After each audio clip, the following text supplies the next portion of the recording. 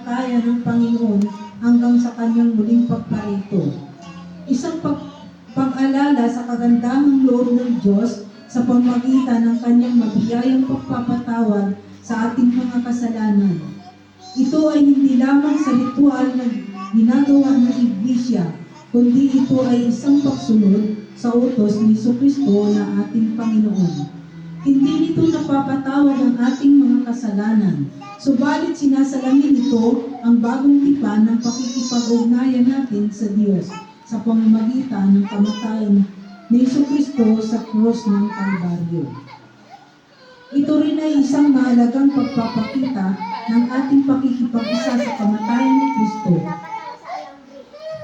Noong Iglesia, ang babala ni Apostol Pablo ay nagsisilbing paalala sa atin na ang hapak ng Panginoon ay isang gawaing pinag-iisa, hindi pinagbabahabahagi ang mga mananampalataya kay Kristo.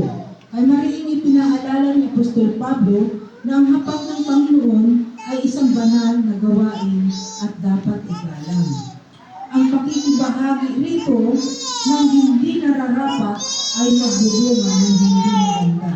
Ang hindi nararapat na pagtanggap at pag-inom sa mga elemento ay isang kasalanan sa katawan at tugo ng ating Panginoong Hesus. Dahil dito, kinakailangan saliksikin nating mabuti ang ating sarili upang ating matiyak ng buong kamalayan na tayo'y karapat-dapat na sumalo sa banal na pag ng ating Panginoon. At hinihiling ko po sa bawat isa na manalangin. Kahit isang minuto po, suko po natin ang ating sarili sa ating Panginoon.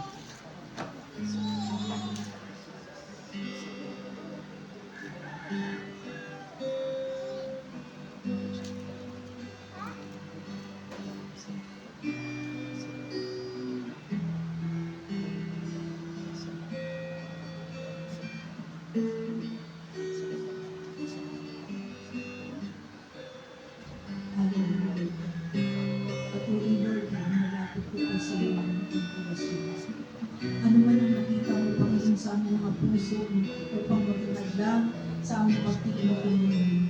Linisin mo po kami sapagkat kung Panginoon, binayaran mo na ang aming mga kasalanan. Lininis mo kami sa pamamagitan ng dugo na natigis ko sa Kalbaryo. Kaya salamat po, O Diyos, sa iyo namin tinitiwala ang lahat ng ito kapag maraming paglinis sa aming mga buhay. Purihin ka sa Panginoon Jesus. Amen. At hinihiling ko po na ipanalangin si Sister Bibi ang simbolo ng katawan at ibrado ko ng simbolo ng dugo.